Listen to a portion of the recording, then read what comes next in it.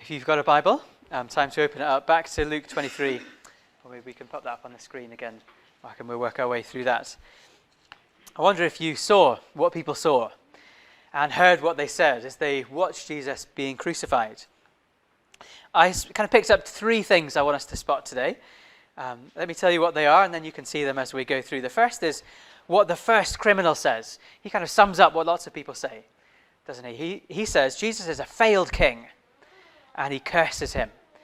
That's what he sees. He sees a failed king. And what does he say? Well, he curses him. He puts Jesus down. What does the second one say? Well, the second criminal sees something very different. He sees Jesus as the coming king. And he calls on him, asks him to remember him. And then the third one is the centurion. We'll get to that a little bit later on. The centurion, what does he see? Well, he says, surely this was a righteous man. This was an innocent man. And what does he do? Well, he praises God. So we could say, maybe the centurion says, this is an innocent man sent from God. And that's what he sees. And what does he say? Well, he praises, he sings and praises God. So let's work our way through those. And really the question for you is, what do you see? When you see the cross, when you think about Christianity, when you come along to church, what is it that you see? And what does that make you say? What does that make you do with the rest of your life? Can you see yourself in the story that we just read? Looking at the cross, looking at Jesus, looking at what Christians believe, where do you put yourself? Maybe you put yourself in that first bracket. Maybe you're a little bit like that first criminal, or like all the other people, the crowd, the important people, the leaders, the people who are just wandering by. Pretty much everybody watching Jesus die, reading what it says on top of his cross, that little sign that says, this is the king. Pretty much everybody sees a failed king. Somebody who thought that he was Messiah. Maybe that's a strange word. It means promised king, chosen one. The one that God would send into the world to make everything sad come untrue, to wipe away every tear, to do justice, to put down wrong, and to lift up right. That's what the Messiah was supposed to come and do, the king, to rescue everything. And there he is, defeated, hanging on the cross, dying. That's what pretty much everybody sees. I mean, it's kind of obvious to see, isn't it? That when a king dies, their reign comes to an end. If you know the kings and queens of England or prime ministers of Great Britain, if you know them in order, well, when does their rule finish? Either when they die or when they retire or they're voted out. They don't begin to be kings when they die. It's the opposite. That's how it works. So everybody walks past and sees a king dying and says, well, can't be a very good king then. That's basically what they're saying, isn't it? Come on. If you thought you could save others, you thought you could be the king to rescue us all. You told us you were the Messiah. You did lots of amazing miracles. You even raised somebody from the dead, so the stories go. A man called Lazarus, just a few weeks before this. In a town not far from Jerusalem, lots of these people would have heard about the amazing things that Jesus did. And now he's dying. And so obviously they say, well, he's not much good as a king, is he? I wonder if you do that with God. If you look around at the world, look around at the news, see scenes from Ukraine, or just think about your own life and think, well, if there is a God, he's not much of a useful God, is he? If there really is a God, well, why hasn't he done something about the suffering in the world? If there really is a God, then he either doesn't care about the world, or he's not powerful enough to do anything about the world. So what's the point of worshipping him? Well, probably best to just conclude there isn't a God at all. That's what many people do. Maybe that's some of us, who aren't perhaps outright cursing God, but are just not really persuaded that he's there. Because if he is, well, how is the world in such a mess? That's what people were thinking as they were walking past the cross. Maybe it's something in your own life. Maybe it's something that disappointed you about God. Maybe you thought God was like this. Maybe you thought God would give you that. Maybe you thought that God would fix this in your life, would make your life go a certain direction, would bring people into your life, and those things just haven't happened. Maybe God has disappointed you in some way. And so this is you, like that criminal saying, you're not much of a king, not much of a God. Well, if that's you, can I ask you to hear what the second criminal says? To think about what the second criminal sees? What does he see? Well, let's read it again. It's from verse 40. The other criminal rebuked the first guy and said, "Don't you fear God? Since you're under the same sentence, we're punished justly, for we are getting what our deeds deserve." These men were probably not just thieves or something like that. They were probably rebels, possibly murderers, people who are real troublemakers. Those were the kind of people who got crucified. These are guys who've done something really messed up with their lives. And the first man, he doesn't care. He's just raging against the dying of the light. But the second man is cut to the heart. He recognizes what he's done is wrong. I wonder what brought him to that stage. Well, let's carry on reading what he says. We're punished justly, for we're getting what our deeds deserve. He's beginning to own what he's done with his life. But this man has done nothing wrong. And then he said, "Jesus, remember me when you come into your kingdom." So who does he think Jesus is? He still thinks Jesus is a king. Do you see that? And he thinks he's a king who's going to live beyond his death, which is a strange thing, isn't it? He says, no, this king, his rule isn't going to finish when he dies, like all the other kings of this earth. His rule is going to somehow begin when he dies. That's a strange thing to believe, isn't it? How does he see that? Where does he get that from? Well, I think it's because he believes in God. And he says that at the beginning, doesn't he? Don't you fear God? He's probably a Jewish man who's been raised believing in God, but not just in God, believing on what God would do at the end of the world. What did they believe God would do at the end of the world? They believed that God would raise everybody from the dead and that God would be the king forever. He would send a Messiah, a king, to put everything right, that people would come back to life and this king would rule forever. And he sees that Jesus is that king. Jesus is that guy. Jesus is the one who God has promised, who's going to come back from the grave somehow. He doesn't know how, but someday going to come back from the grave. And because he's innocent, because he's never done anything wrong, because he's not like him, he's going to be king. He's going to be the one who judges everyone. He's going to be the one who whatever he says goes. He's going to be the one to wipe away every tear, to make everything sad come untrue, to put it all back together again. And this man wants to know that king as his own king. Do you see what he sees? Something totally different. He doesn't see a God who's disappointed him. He doesn't see a God who's failed. In fact, he sees a God who's succeeding. He sees a God who isn't unable to get himself down from the cross. He doesn't see a God who's weak. He sees a God who's choosing to stay on the cross. Do you see that? The others see that his arms are pinned down, his feet are pinned down, and his power is over, it's run out. But this man, the second criminal, sees that Jesus is choosing to stay there. Have you ever thought about that? That the God who made the world, the God who made you, uses his power to die, to do that kind of thing, to become a person like us, to suffer like we do for decades, brought up in a poor family, working a difficult job as a carpenter. That when he eventually begins to teach people and show to them who he really is, lots of people reject him. Lots of people try to get him killed over and over again. Even some of his closest friends betray him. Have you ever thought about what kind of a God it must be who'd be willing to do that for you? And not just to do that, not just to live a difficult life where he was betrayed, where his family even at one point thought he was crazy. Not just to live a difficult life, but to go and die a horrific death like this. Have you ever thought what it must be like to have a God like that as your God? I mean, a God like that must love us immeasurably, right? To go to those lengths. A God like that must really love us.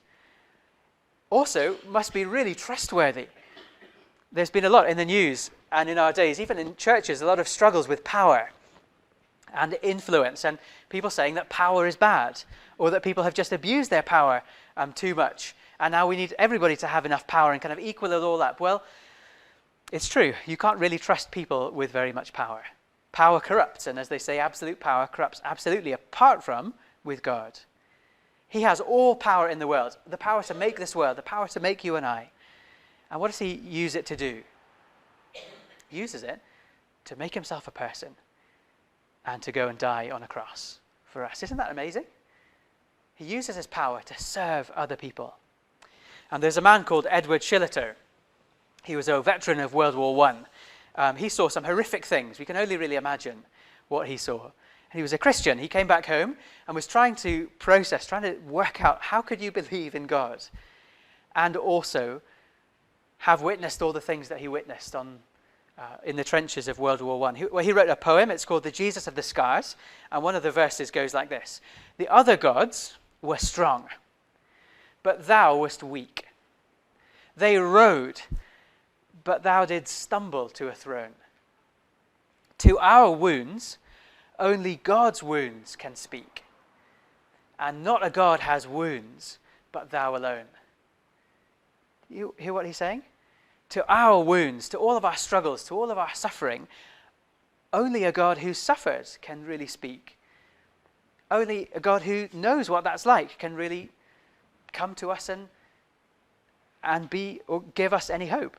Only a God who's been through that is trustworthy. And he says, not a God has scars, but thou alone. The one who stumbled to his throne. So I wonder if you've seen what the criminal saw. That this really is the king who you can trust with your life. This really is the king who we can trust with all power. This really is the king who loves us. And the king who welcomes and forgives us. That's what he does for this man, isn't he? Look at what Jesus says to him. When he asks, Jesus, remember me when you come into your kingdom? Jesus says, truly I tell you, today you'll be with me in paradise. That's the Christian hope. Is that when we close our eyes in death and our bodies sleep, in that moment, our souls wake up. Our souls open our eyes, and the first thing you see, if you're trusting in Jesus, is him. As you close your eyes in death, the next thing you see in the next moment is the Lord Jesus, with his arms open, ready to welcome you home to paradise. Welcome you home to heaven. And one day soon, to raise our bodies up and to put them back together again with our souls so we see him with our own eyes in this remade world. That's what this man was hoping in. And that's what Jesus promised to him. But here's a question. What did he have to do to get heaven? What did he have to do to get Jesus to forgive him? Well, you think it through. What could he do? It's a bit of a grisly thought, but his arms were literally pinned down. His feet as well. He was pinned to a cross. He couldn't move. He couldn't go to church the next Sunday. He couldn't go and give money to the poor. He could barely do anything at all. He was going to die in a few minutes' time. There's absolutely nothing that he could do to persuade Jesus, to get Jesus, to buy Jesus' forgiveness, or get him to promise him paradise by anything that he'd done. His arms were pinned down. All he could do was ask. Do you see that? And that's the good news for us this morning. What do we need to do to get Jesus to forgive us? To get him to do what he did for Peter? To get him to do what he did for this man? Well, the answer is ask him. There's nothing that you have to do. There's nothing that God requires of you to buy him off, to contribute to his forgiveness. All you need to do is come to him, own your sin, like this man does, and ask him to forgive you. Ask him to remember you. That's an interesting little phrase, because often we think about remembering Jesus, don't we? If you've been in church any time, you'll have taken communion or seen people take communion. And what do we do then? Well, we remember Jesus' death for us. But here, this man says, Jesus, will you remember me? That's the other side of the coin, isn't it? That we look to Jesus and say, Lord, I've made a mess of my life and my hands are pinned down. Spiritually speaking, there's nothing I can do to persuade you to forgive me. There's nothing I can offer you that would be a good deal for you. All I'm offering you is my broken sin, my mess, the wreckage I've made of my life. Would you remember me? You see, we come to him and remember him and ask him. And what does he say to us? Yes, truly I will. I tell you, today you'll be with me in paradise. That's really good news. That's really good news if you've made a proper mess of your life. It's really good news if you think that you've lived a pretty good life. To be honest, it'll never measure up. What we deserve is what these men have, to die and be far away from God. But Jesus dies instead of us and brings us close. Jesus welcomes us when we call on him. and says, come and be a part of my kingdom. But how can he do that? There's a question. How on earth can a man like this, who's murdered people presumably, or done something pretty horrendous, how can he be allowed into heaven? How can he be welcomed home by Jesus, having done nothing to put his life right again? How is that even possible? Well, the answer is in what the centurion says in the next bit of the story. Let me read it to you. From verse 44, it says, about noon, darkness came over the whole land until 3 p.m. Imagine standing there and seeing these things. What would it make you say? For the sun stopped shining. It's not an eclipse that happens for a few minutes and things go a bit shady. No, the sun stops shining. Everything goes black for 3 hours. And the curtain of the temple, back in the middle of Jerusalem, they're outside, back in the middle of Jerusalem, the temple curtain is torn in two. We'll get to that in a second. Jesus called out with a loud voice, Father, into your hands I commit my spirit.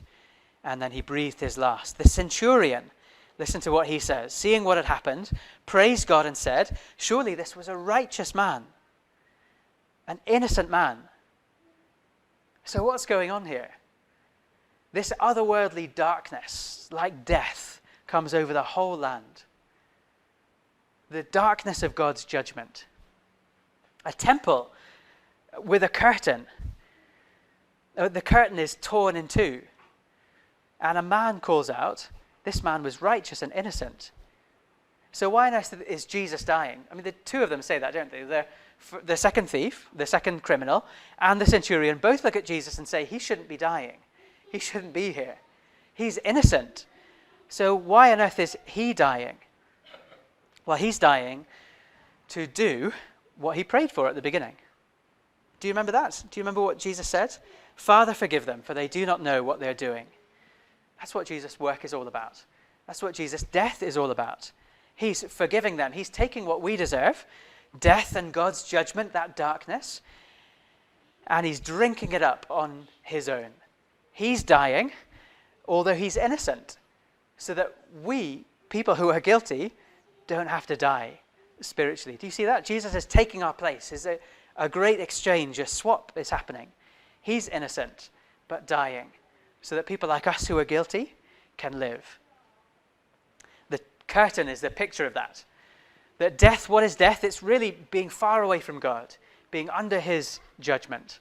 The curtain is the picture of that. That in the temple, there was a little bit in the middle of it where God's presence was said to dwell, and you weren't allowed to go in there because this enormous curtain kept you from going in. Only once a year could a priest go in after sacrifices and all this special stuff happened, but not any normal people. You and I couldn't go. But what happens when Jesus dies? In that very moment, as darkness comes across the land, the curtain's torn and the way is open for people to walk into the presence of God and for God to walk into the presence of people.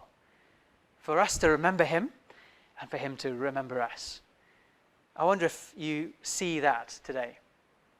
I wonder if that's what you see when you see Jesus. Somebody who prays for you, like in that prophecy that Nat read right at the beginning, who makes intercession for the transgressors. What does that mean? Well, the transgressors, people who've sinned, who've made a mess, who've stepped over boundaries, who've not done what we should. That's what transgressors are. Intercession, prayers, praying for someone. What does Jesus do? Right at the beginning of the story, it says, Father, forgive them. They don't really know what they're doing. And at the end, he dies to make it possible for us to be forgiven, for that curtain to be torn, for God's presence to come to us and us to come into his presence. Do you see that? Do you see that that's the story of your own life? The choice that you have? Now the curtain's torn. Now the darkness is gone. Now Jesus has prayed for you to be forgiven. Do you see that your choice is to bring nothing in your hands, but just to come to him and say, Lord Jesus, will you remember me when you come into your kingdom?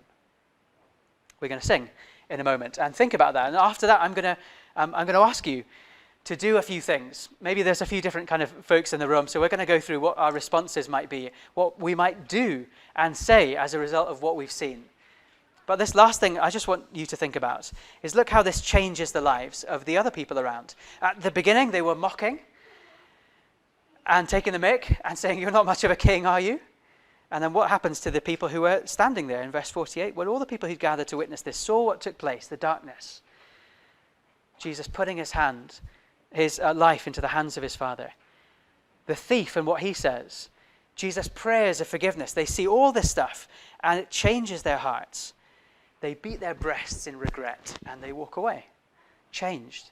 The centurion, who's just another day for him, just another execution, he looks up and he's changed and he says, there's something different about this man. The second criminal, there's something about Jesus that changes him as well. Jesus' death changes things. Jesus' death plants life into our hearts and it bears fruit. I wonder about you. I wonder, as you've seen this, as I've explained what's going on with the cross of Jesus, as you see these things, I wonder if he's planted anything in your heart that might grow. I wonder if you might think of your reaction. Are you still saying, well, he's not really much of a God, and willing to turn and walk away? Or are you somebody like the second criminal, somebody like the centurion who says there's more to this than meets the eye? I think I'd like to know a bit more about Jesus.